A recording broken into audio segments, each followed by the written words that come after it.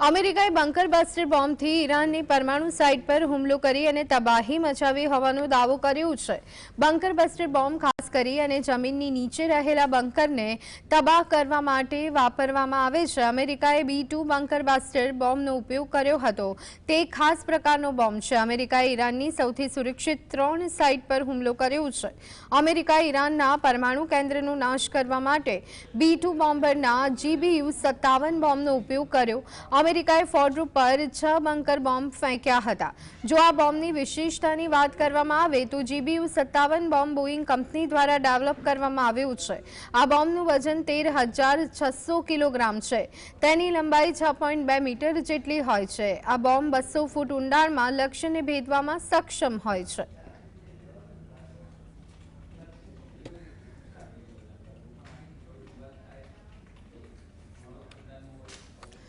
તો અમેરિકાએ B-2 GBU-57 બોમ્બથી Fordow site પર હુમલો કર્યો છે। અમેરિકાએ ઈરાનની ફોર્ડો પરમાણુ સાઇટ પર 6 બંકર બોમ્બ ફેંક્યા હોવાનું જાણવા મળ્યું હતું।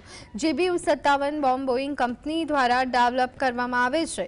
તો આ સાથે GBU-57 બોમ્બનું વજન 13,600 કિલોગ્રામ હોવાનું માલુમ પડી રહ્યું છે।